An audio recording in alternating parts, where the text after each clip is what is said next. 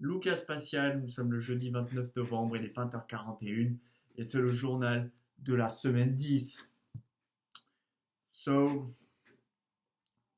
I have been in prepare for 10 weeks, 10 semaines, 10 semanas, 10 semaines, qu'est-ce que ça donne en prépa?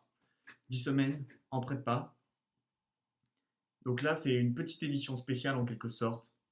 D'ailleurs, je vous lance vite fait si vous pouviez un petit peu, si ça vous plaît surtout, si vous pensez que ça peut aider des gens à se décider, ce que je fais, hein, toutes ces choses, tout ce charabia que je mets en place, que je m'efforce voilà, d'effectuer depuis maintenant 10 semaines, ces petites vidéos, au cas spatial, etc. Si vous pensez que ça peut être utile, n'hésitez pas à faire tourner, à partager, à liker. Hein, je ne l'ai jamais dit dans mes vidéos, mais ça fait plaisir en réalité. N'hésitez pas surtout à faire tourner, à partager sur les réseaux. Je le mettrai sur Snap, sur Insta.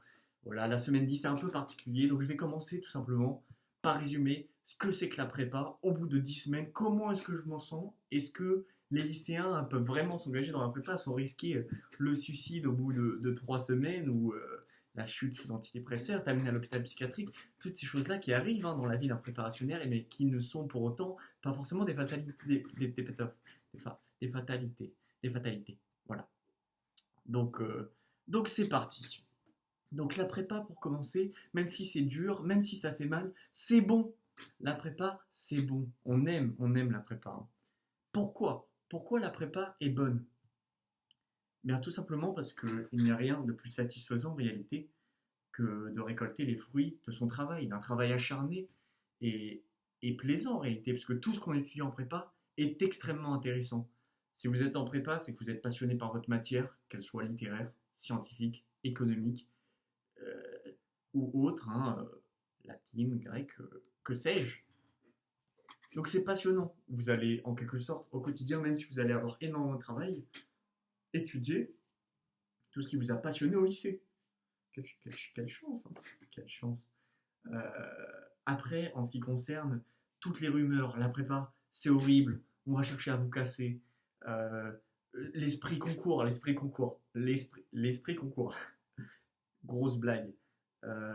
On va chercher à, j'en sais rien moi, vous prendre les places au CDI et puis toutes ces conneries, les notes, vous aurez jamais la moyenne, tout ça, ça dépend des classes, ça dépend des profs, le coût de l'épreuve vous vous cassez.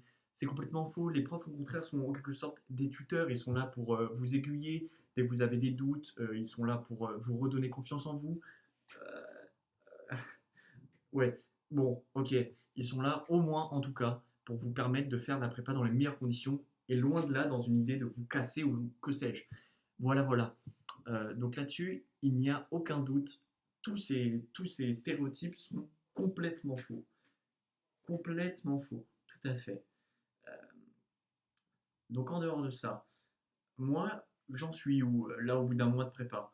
Est-ce que, par exemple, le cliché qu'on entend, on rentre en prépa en se disant ouais, moi je veux que XENS, de toute façon j'étais premier au lycée, et puis on rentre, et puis on se retrouve à se dire qu'en fait on aura une mauvaise CCP ou une vieille 3A qui sont en fait des groupes d'écoles euh, assez peu cotés voilà, qu'on obtient quand on est un préparationnaire moyen ou qu'on a simplement loupé ses concours.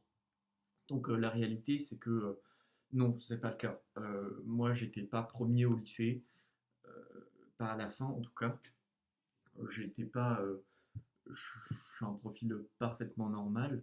Et au bout d'un mois en prépa, j'ai toujours pas du tout perdu un mois, pas du tout, 10 semaines. J'ai toujours pas du tout perdu ma motivation et j'ai pas baissé mes objectifs dans la mesure où même si je ne suis pas dans le top actuellement, euh, même si je ne suis pas du tout dans le top actuellement, j'ai toujours espoir de monter, parce que j'ai pas perdu ma motivation. Je continue de travailler acharnement pour réussir à obtenir ce que je veux. Et, euh, et voilà, je veux toujours monter là-haut. Je ferai tout pour. Et je suis pas prêt de lâcher. Et je suis convaincu qu'en réalité, même si quelques personnes ont un petit peu de mal pour l'instant, ils vont se reprendre. Hein. Vous allez vous reprendre et tout niquer, comme on dit communément dans ma bourgade. Voilà, voilà. Euh, En plus de ça, d'ailleurs, je vous conseille une petite vidéo qu'a sorti la NASA. Il y a de ça, elle est sortie le 16 novembre. Donc, il y a de ça, on est le 29, il y a quelques jours. Voilà, voilà.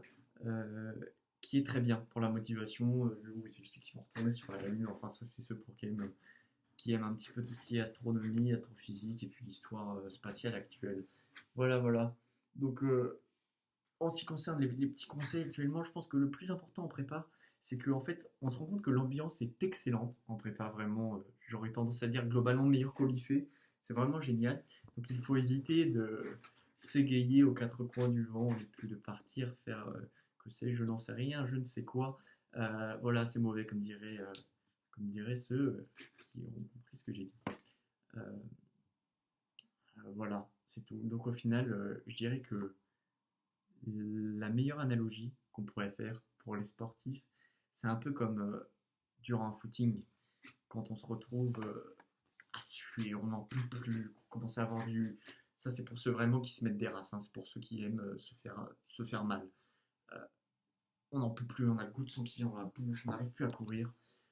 Et c'est dans ces moments-là où, par moment, quand on a réellement la motivation, quand on veut aller vers quelque chose de plus loin, quand on a la rage qui bouillonne au fond de soi, parce que oui, ce n'est pas toujours de l'amour, parfois c'est de la rage.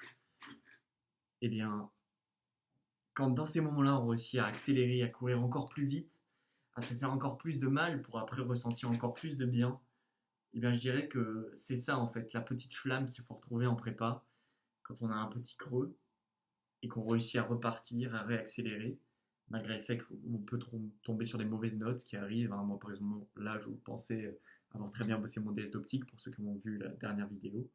Je voulais le top 10, j'ai échoué. J'ai échoué, mais ça ne fait que renforcer mon envie d'y aller, mon envie de tout niquer, parce que j'ai DS de maths demain, je fais ma vidéo aujourd'hui, ce qui n'a aucun sens. Mais bon, c'est pas grave. C'est pas grave, parce que j'ai la volonté, j'ai la force en moi, j'en suis convaincu. Et, et en réalité, c'est bien suffisant. J'ai fait 15e pour la petite information. Je pensais avoir fait bien pire, mais bon, comme quoi, rien n'est perdu, malgré les petits échecs. Voilà, j'ai fait 7 minutes de vidéo, c'est trop long, mais c'est pas grave. C'était le spécial résumé prépa de ce mois-ci. Donc, je pense avoir fait le tour. Je vous remercie d'avoir suivi ma vidéo. Et puis, euh, et puis donc, je vous dis au revoir. Bon courage pour le DS de maths de demain, à toute ma classe. Bon courage à mon cher frère euh, qui est à Louis-le-Grand. Bon courage à tous les préparationnaires de Janson et des autres prépas. Bon courage à Rémi. J'ai appris que tu avais DS de maths demain. Rémi Spatial, n'oubliez pas d'aller voir. Lui aussi a fait un gros résumé bien plus complet que le mien.